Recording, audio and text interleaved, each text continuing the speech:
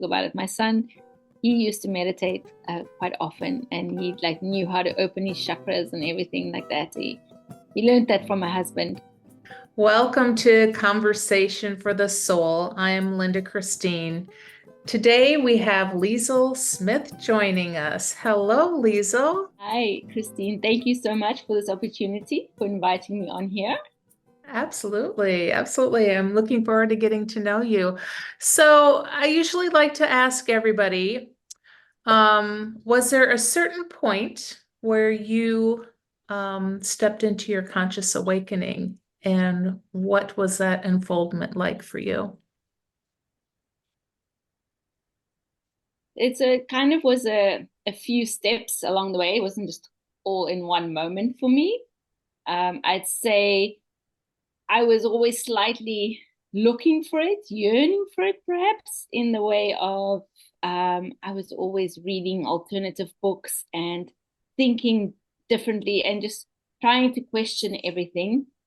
And then later on, with my son's birth, it was actually a time when like in hindsight, when I look back at it, was supposed to have been like my Kundalini awakening moment, but it all went kind of wrong because of the trauma and in the birth that happened and everything. And so after processing that, learning from that moment, and then going into learning even more just as life stepped on, it just kind of built up on top of each other. So I can't really pinpoint it as one single moment of conscious awakening, but I would say 2020 was huge as well in this whole thing. So, explain to me a little bit about that Kundalini awakening, because perhaps there's people watching that haven't experienced that yet. And I have never heard about that happening during childbirth, but it makes sense to me that that could happen. Yeah, so that was what was supposed to happen. Like I did a kind of like therapy afterwards in recent years that kind of explained like that's kind of the moment where it was supposed to have happened. And because it all my birth ended up in a cesarean section and very traumatic and everything, that whole Kundalini awakening went sort of like inwards and the wrong way. And so that kind of blocked everything in the wrong way. And then only now later, like that I've been working on myself and like more on the spiritual side and more personal development and more getting to know myself, could I then go look back and then learn from like therapies and like doing like regression hypnotherapy and stuff, that would have actually been the moment where that was going to happen, but then it kind of went inward, and now I get to learn and see from that and alchemize that.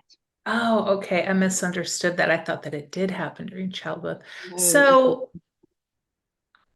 what, talk about that going inward. How did you correct that, if that Well, makes sense? so what I did, and I think what a lot of us women do, is we just kind of repress everything and take everything in and kind of hide it away and pack it inside, like especially like all the trauma that happens during childbirth, just the way you're treated and the way you kind of violated in ways that shouldn't be done to any person. And so I kept that all in and just thinking like, well, that's just how it works and that's just how it's supposed to go. And really only after talking with other mothers like 2 3 years down the line did I realize like that wasn't normal treatment. What happened to me, that kind of stuff wasn't supposed to happen. And so only in hindsight could I figure that out.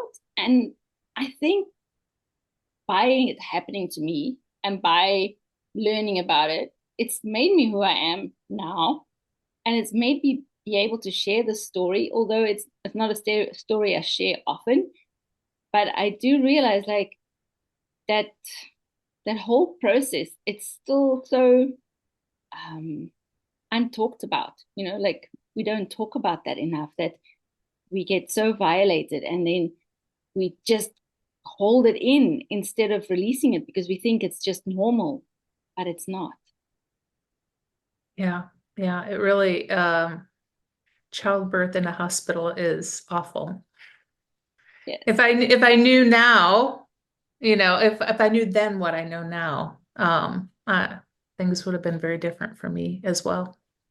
absolutely, absolutely. I learned not to just trust everybody after that. Like, you know, I had before my son's birth, I had absolute 100% trust in everybody who wore a white coat, and now I have like zero trust. I first ask my own questions, and you have to earn my trust. I'm not just going to give it.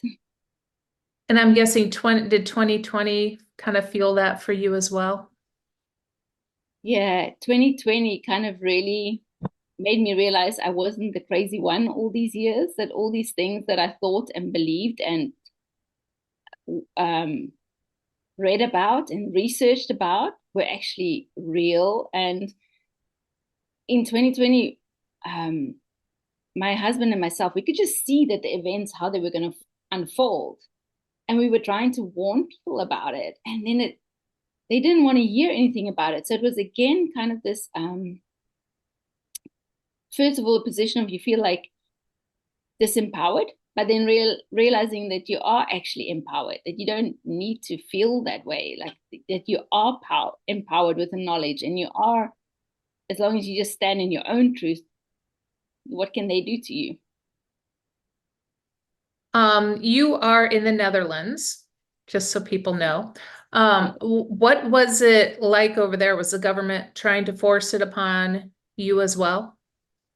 Well, actually, we arrived in the Netherlands towards the end of 2020. We moved here in September, and we actually chose to come here instead of going back to South Africa, where we had our house and where I'm from and where we were living. That was our home, because it was lighter here. The restrictions, they were very much lighter in the enforcement and the restrictions.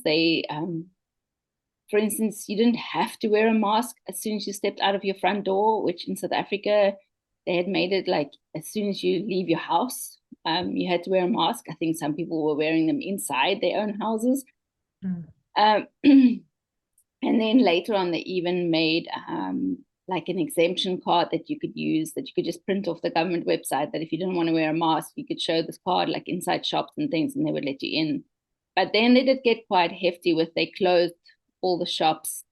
I think they did that very much worldwide, didn't they? Where they closed like so many shops and restaurants, and then they only reopened them when you had to show proof at the doorstep, like the restaurants and things. And that, yeah, it's sometimes I think like we have to remind ourselves of all that stupidity that happened in that time, just to remember not to do it again. Well, and there's new levels of the stupidity coming out now too. Absolutely, absolutely. But we were in Costa Rica when the first like big news hit of all that, and like the world shutting down and all that.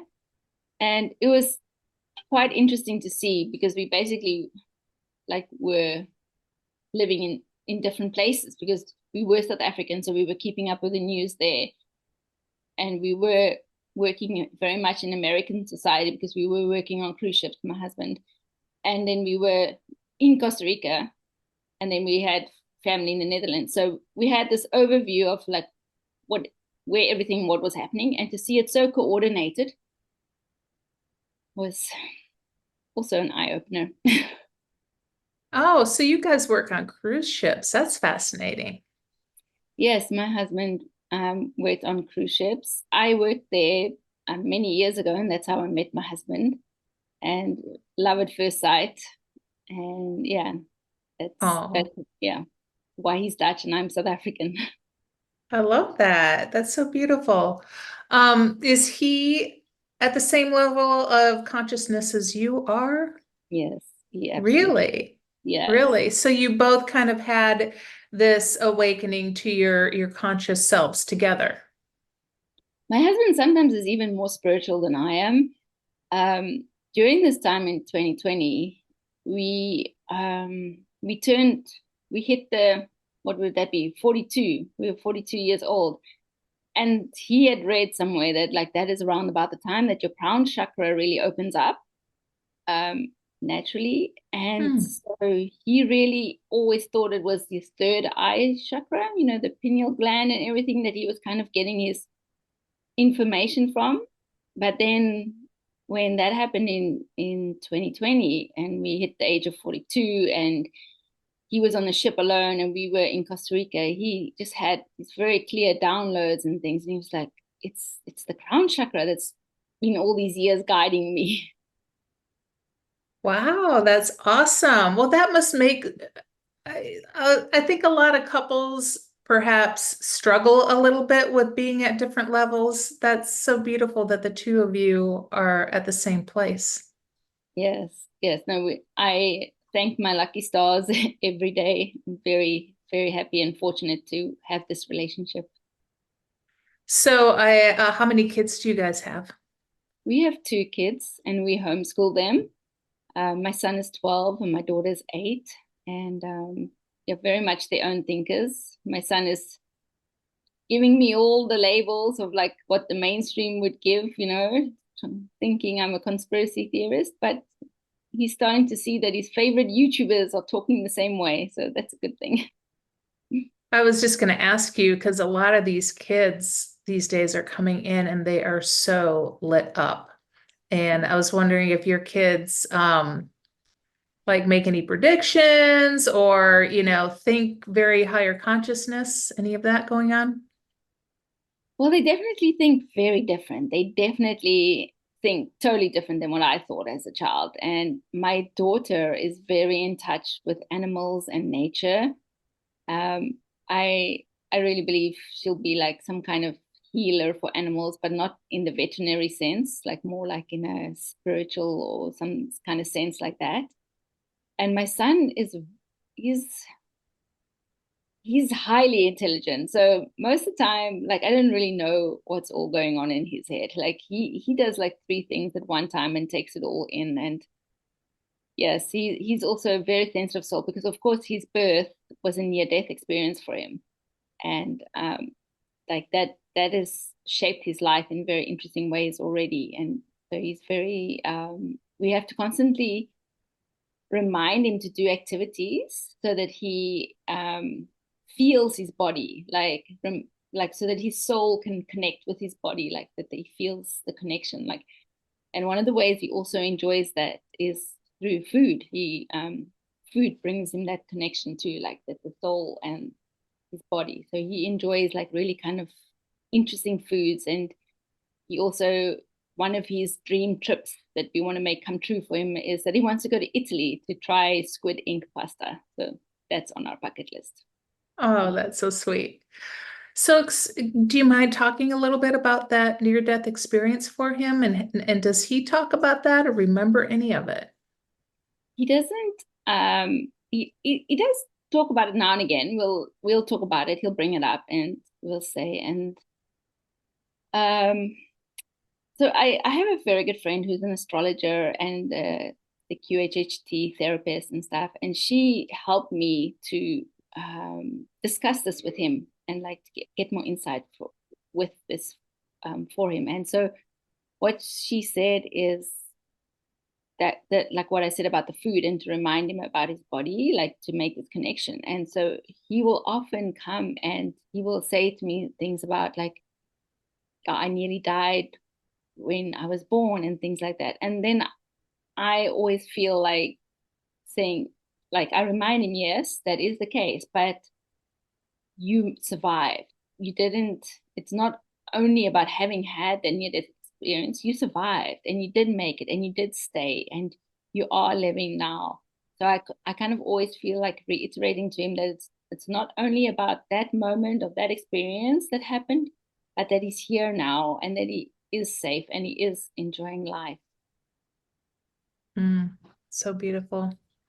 You and your family have been through so many changes with the since 2020, like living in different places, and now you're living in a different country, and you still have your house, I assume, in South Africa. Oh, we sold it. Oh, you did? Okay, well, that's great. So how did you manage all that? Because that's only been like probably less than a couple years, right? That you've been doing all that. It was a crazy, crazy roller coaster. It was absolutely.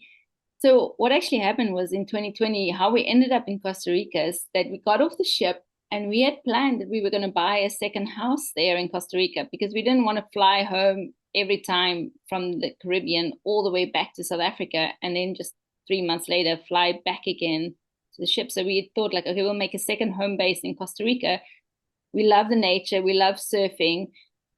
And, Costa Rica is just magical for all those things and the warm weather. So we were looking for a house there. And then because of everything that happened, no estate agent wanted to see us. So we couldn't buy a house. And probably was a good thing in the end because we might have bought it in the wrong region. Because in the end, we ended up down on the South Pacific side in Uvita area. And that was never an area we considered before, but we actually fell in love with that area. So it's a good thing we didn't buy a house in the Guanacaste where we were actually looking. But then, yes, so then we had 8 fabulous months of living in the wild, in the jungle in Costa Rica. Going through it all, I nearly sat on a scorpion. There was a snake on our door, like those Brazilian wandering spiders were in our laundry. It was hectic. Those ants, those what are those ants? The Is leaf it? cutter ants. Ooh, Yeah, the leaf cutter ants. They like they actually bit me so bad once on my toes, like was bleeding. So it was hectic living in the jungle. So when we came to the Netherlands, it was like a bit of relaxation to the nervous system of just like not having to survive so intensely.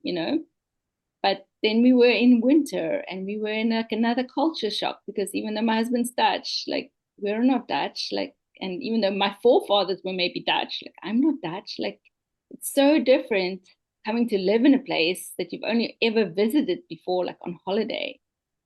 So there was massive culture shock. And we actually went through a huge period of mourning and angriness and a lot of resentment for being here, being forced to be here, we felt like.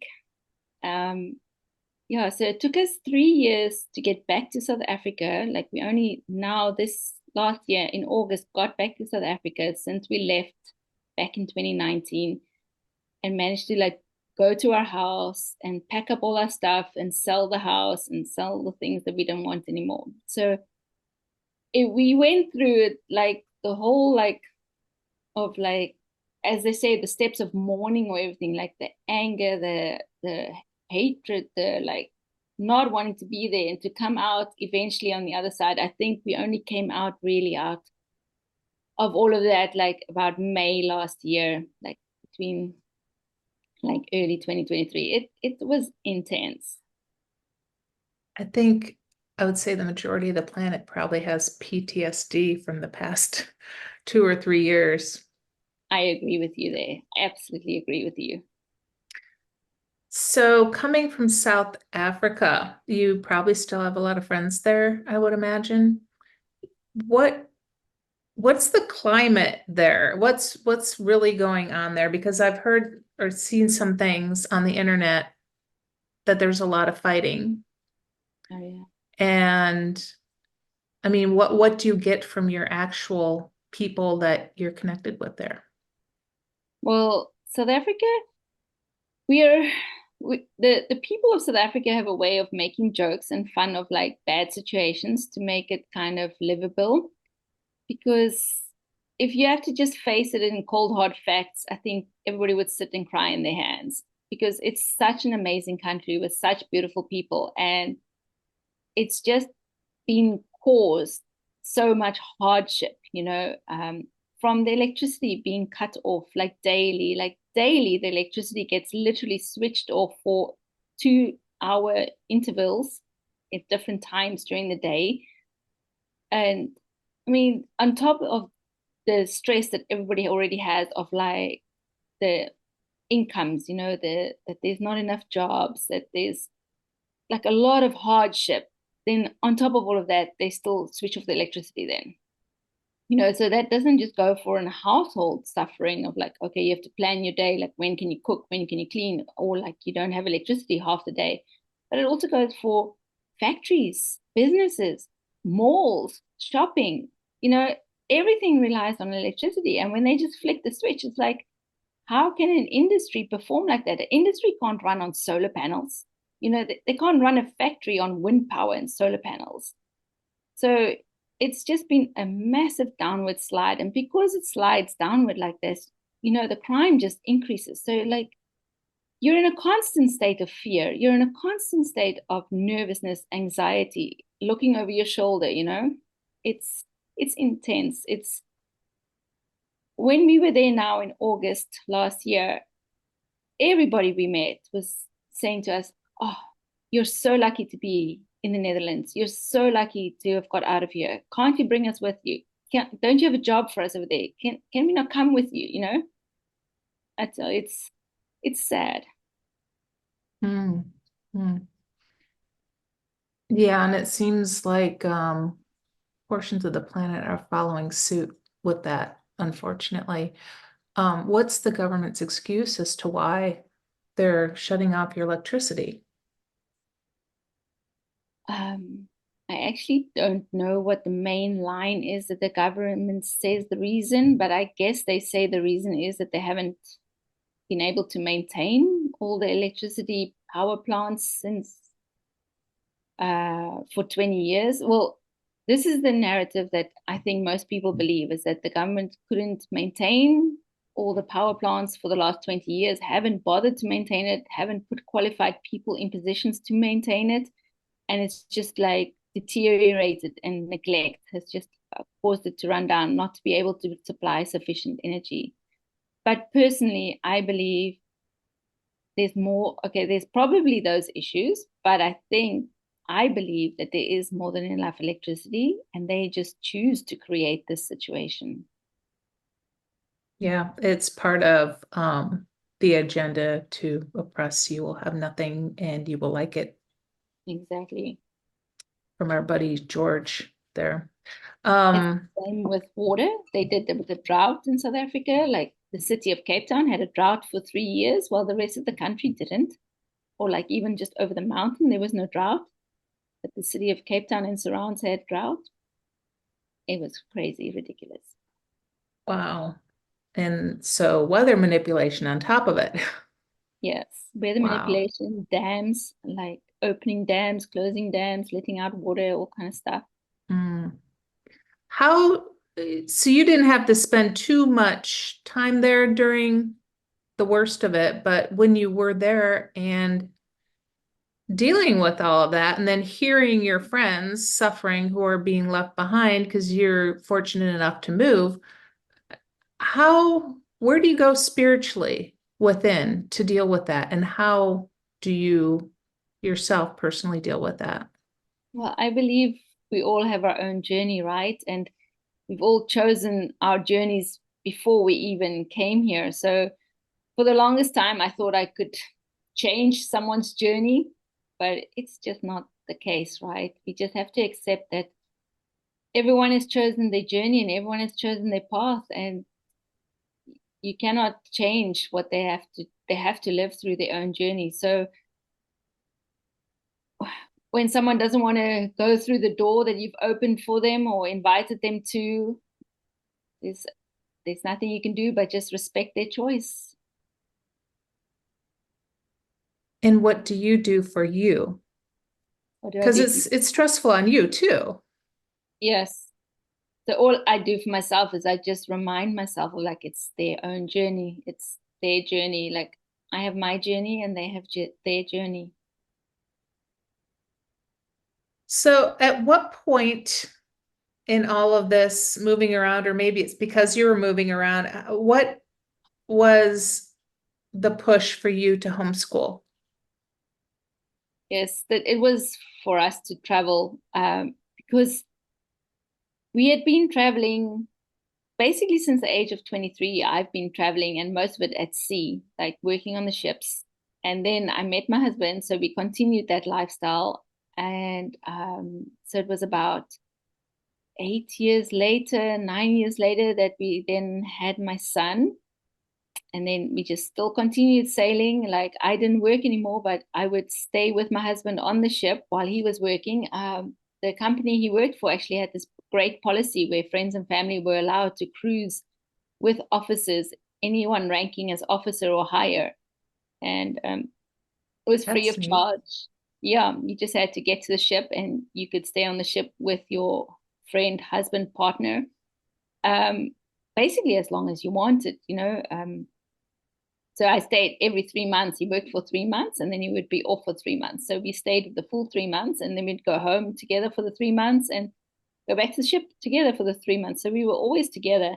And my son, as a baby, started as soon as the babies are 6 months old, they're allowed on board to join. And so we did that. So my son was literally sailing with us until like 4 years old. We thought, okay, we should look into school because we weren't that aware of homeschooling. It was on our peripheral, but we didn't know it was for us yet. So, and it was also the year that I fell pregnant with my daughter. So we enrolled my son in very traditional school, but it was an international school, so very academic, on the Cambridge curriculum, the British Cambridge curriculum, very academic school. So from the age of 4, they literally didn't have play school time. He like literally went straight into of learning letters, like doing the work that normally you would do in grade 1, but this was like 2 years earlier, right? So very intense for my poor boy who had come from this freedom lifestyle before. And so I remember we used to joke about it. The first few weeks at school, he would tell his teacher, like, okay, you can call my mom now. I'm ready to go home. And she's like, no, you can't go home. You have to stay here until 12 o'clock when it's the end of the school day. But he was like used to the kids club on board the ship where he was could go and play for a half an hour and then mom will come pick him up again as soon as they call me. So that was a shock to his system and it really knocked his self-confidence hugely. Like I just saw him regress in self-confidence and, you know, the signs physically how that happened. And then homeschooling really became a subject that I started diving into and trying to figure out. And we said, okay, by the time my baby will be born, we will start homeschooling like in the June of the next year. And the next year came.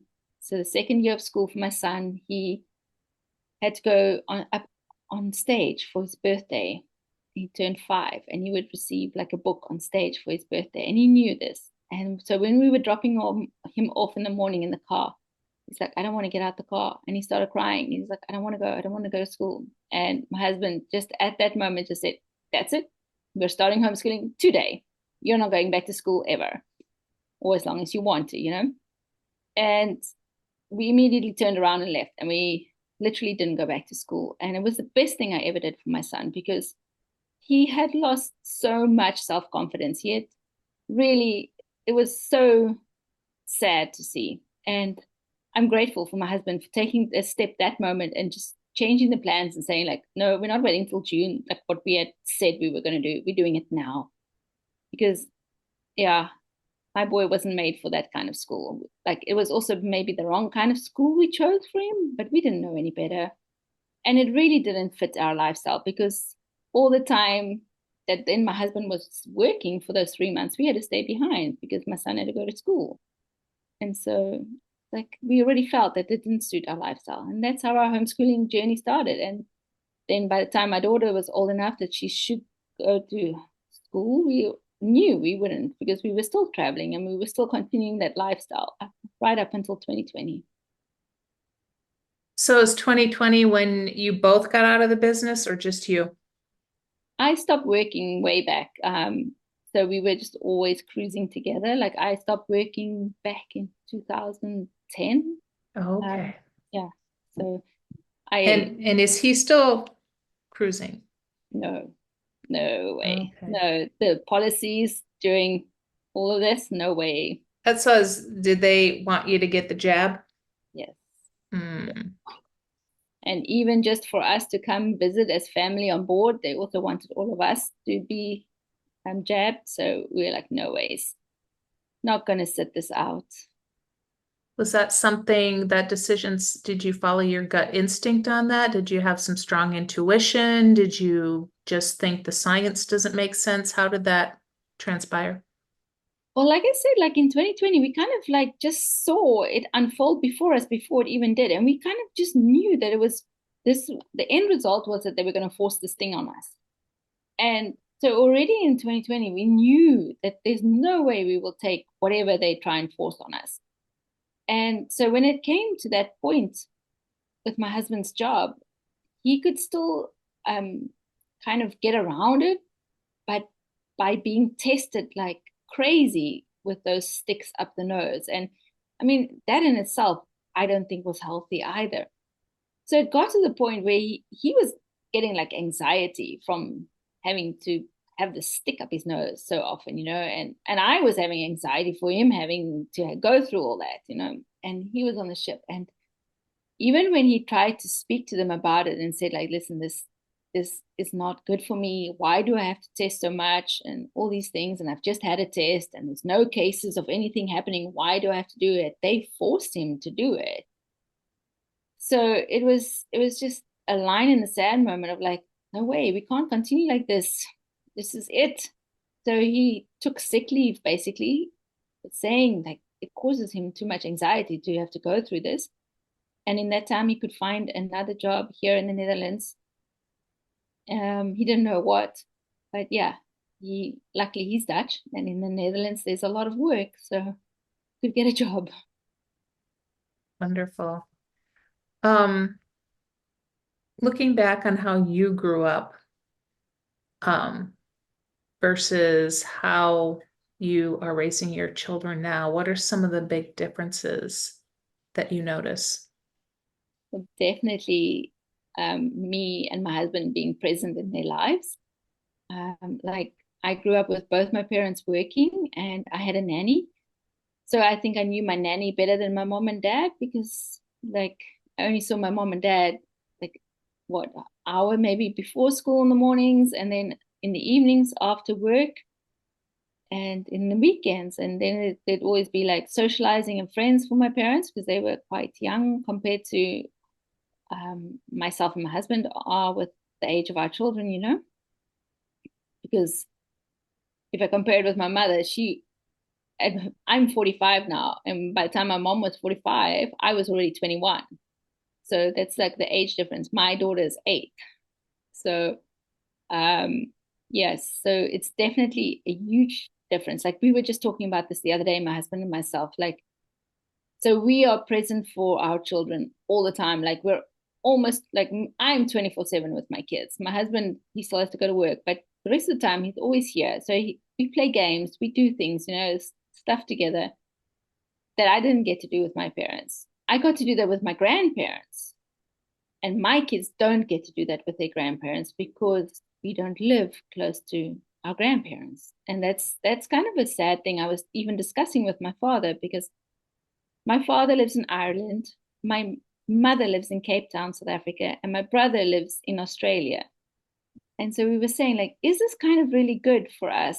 Like to be spread out so all over the world, especially before 2020, it didn't bother us because we could travel, and we did. We traveled and visited all our family all over the world, and it was no issue. Like it was easy for us to hop on a plane. But then when all this crap happened, we couldn't see them. And so I haven't seen my brother for 5 years. And it's like, is it really good for us as a society to be so far away from our family? But yet on the other hand, I have this extreme like gypsy blood in myself. Like I need to travel. I have to travel and move around. I cannot stay in one place for so long. I am just like you. I think, okay, I'm done. That last trip was a fiasco. Maybe I won't do it again. And then the second I get another one planned, I'm like already excited about it. So Australia really had a hard time in 2020, 21, 22. That's like, to me, the extreme on the planet. Yeah. And it feels like maybe they've gotten some relief in the past year. What does your brother say about that? Well, my brother is not on the same page as things as I am.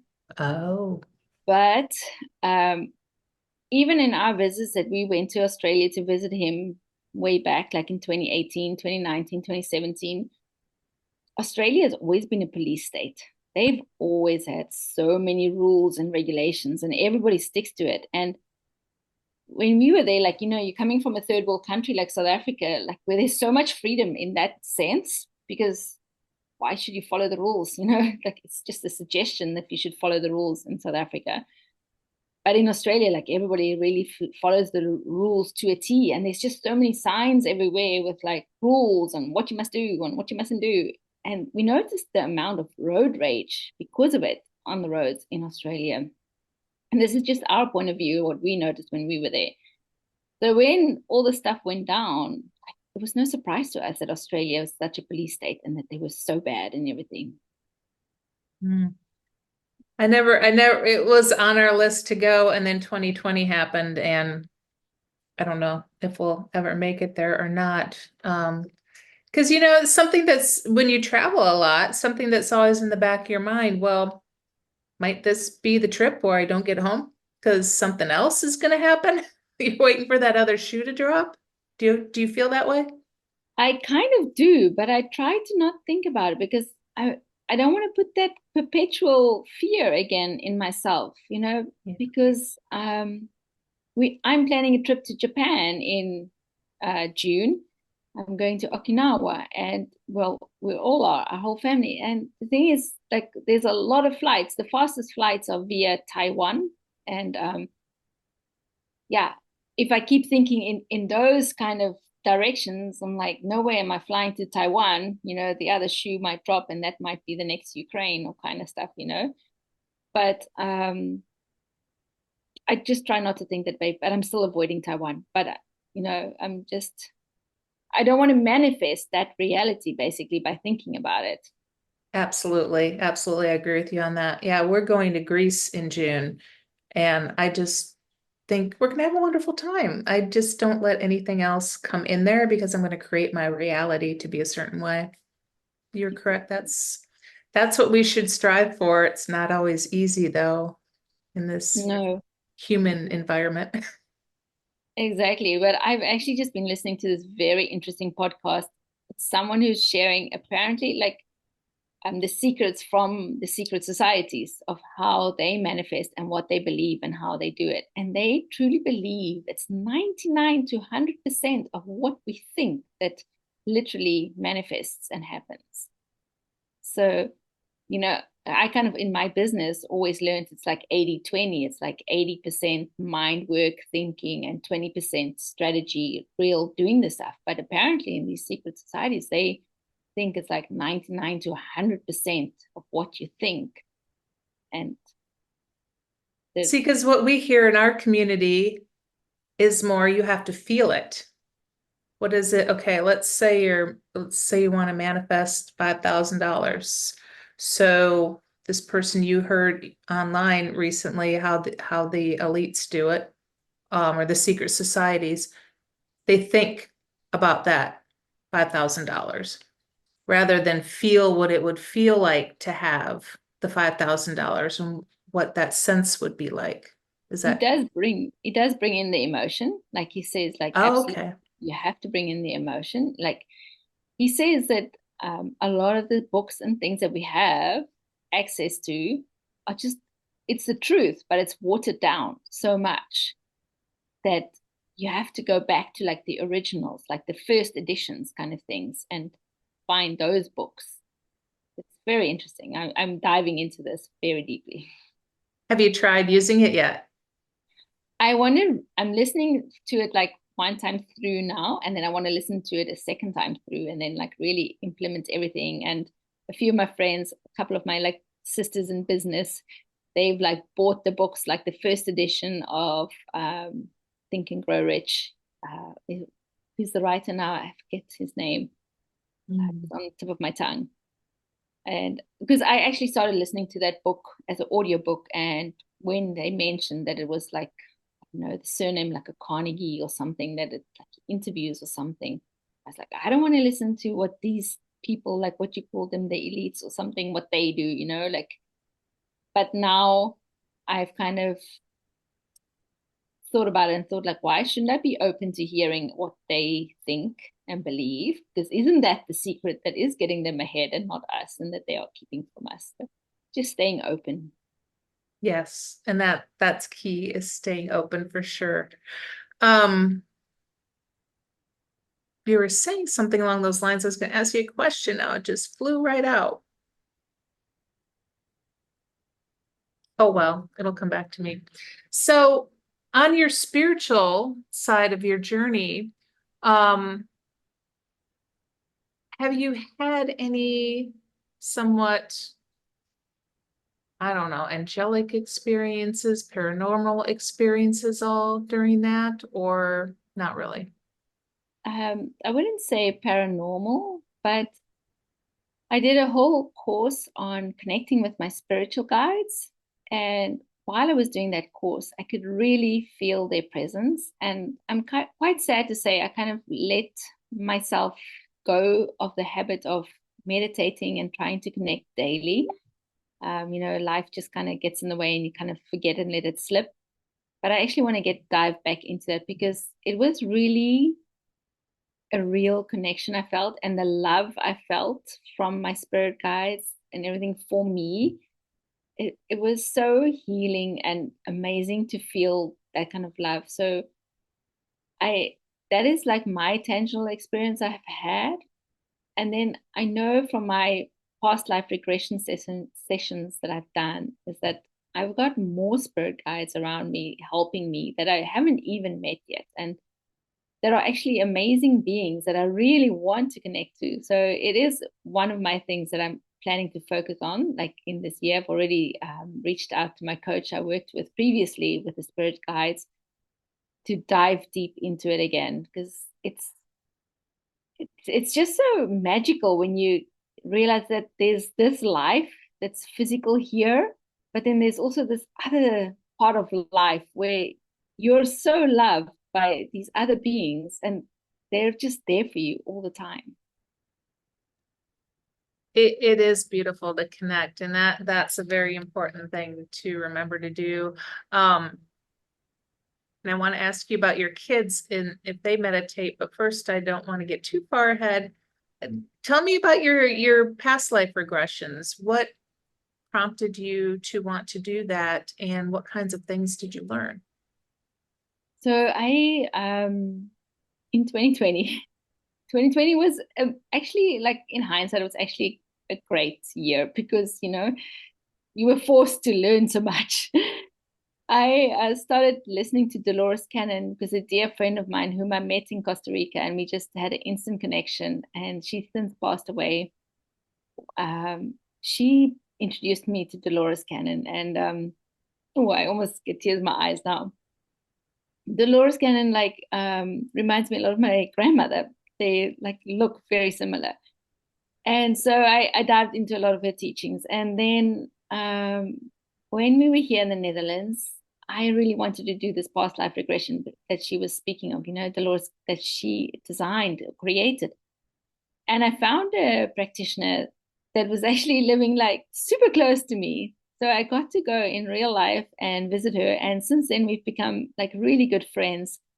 And she did that past life regression for me, which at first, like, I thought it was not real because you are actually still like conscious in a way. You're like, um, I thought I'd be like asleep kind of feeling, but you're actually still quite conscious in one hand. And afterwards, when I discussed it with my friend, I said, like, I thought, like, you're worried, like, are you making this stuff up because you feel like you're conscious in one hand and stuff? And she's like, no, that's how it works. That's how it is. And so it was really beautiful. And then the second time, I asked my friend to do, she does also like surrogate sessions where she um, stands in for you basically and does the session, like connects with your higher self and does the session like that. And what came through then was also quite amazing. And she also did it for my husband. And it was really like you cannot imagine that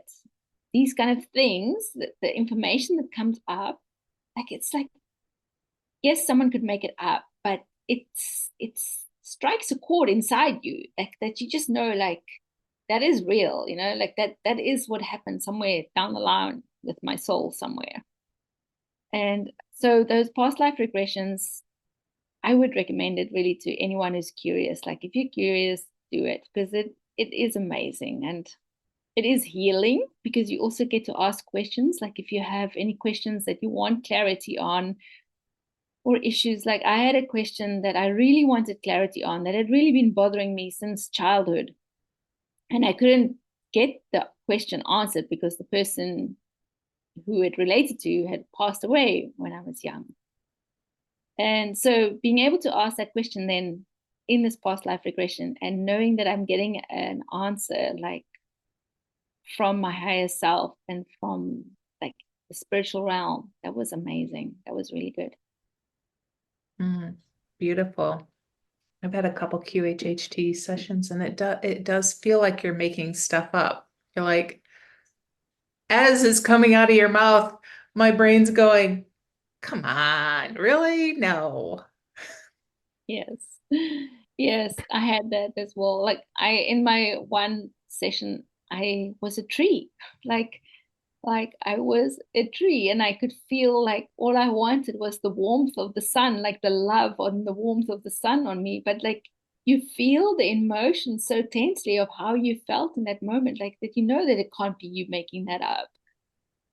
Yeah, I have to laugh. I was an albatross in one of mine, but it all circled back to um a strange sense of attachment that I had and feeling of abandonment. And it was like the scenario that played out was perfect for that. And I'm like, interesting. So Yeah, Dolores talks about how time isn't like this, time is more like this, right? So you're still the tree while you're Liezl. Do you, I just love thinking about that, but then I also get so twisted up in my own mind. exactly. Like I get totally lost sometimes when I try and figure that out. Like it's all happening at now, but yet it's like, yeah, it's too much to comprehend sometimes. Yeah, it really is. They really did a good job at dumbing down our everything when we came here and giving us amnesia. Um, so before we wrap up today, I really am curious, you talked about getting back into your meditation and all of that. Do you go through these practices with your children too when you're homeschooling? Yes, we do. So my son, I actually did a post recently on Facebook about it. My son, he used to meditate quite often, and he like knew how to open his chakras and everything like that. He learned that from my husband. And nowadays, when I speak to them and there's something bothering them, like they've had a nightmare or something, they know the things that I'll tell them and ask them and stuff like that. So they already tell me like, yes, mom, I know. And so that they do have that. And my daughter, like I said, she's a nature girl. So she'll go and she'll like talk to the plants, talk to the butterflies. She always looks for a white feather for a sign from her spirit guides and things like that. Oh, I love that so much. Mm. That's wonderful. Um, Before we go, Liesl, I want you to tell everybody a little bit about what it is that you do, and I will put your information below so people can reach out to you if they feel called. And if you have anything special coming up, we should know about. Thank you. Yes, so I do actually have something very special coming up. So first, let me say what I do. Like, so I'm in high ticket affiliate marketing, which basically means you choose an awesome product that pays you to promote it. And how I do it is I don't actually promote the product. I promote the lifestyle that this creates for you. So it's a weird way to say it and it's confusing, but it works. And so the company we've partnered with is actually a very generous company, and they believe that you should have wealth as well as health. And so that is what I do. And I've been doing it for 2 years now. And this month, I have a masterclass training coming up. And it's by one of my mentors who's a little packet of dynamite kick ass who'll like really give you a kick up the butt when you need it. Her name is Ali May, and she's going to be presenting this masterclass. So it's amazing. I would truly invite anyone who's been curious about having a bit more freedom in their life in the way of income, in the way of being able to have more time, like so freeing yourself from a job, being able to be location free. Like, this is what's my main reason for having this business, is that I'm going to retire my husband and we're going to be go traveling again. And yes, and of course, like the financial freedom, right? So what she's offering this 2-day masterclass on the 18th and 19th of January. And then anyone who does say yes to this business and starts this business with us, linking arms, it's a 30-day mentorship provided by her and a lifetime mentorship by me. But yes, and a 30-day intense mentorship. So this is actually the special offer, is the 30-day mentorship if you do decide to start this business. Yeah.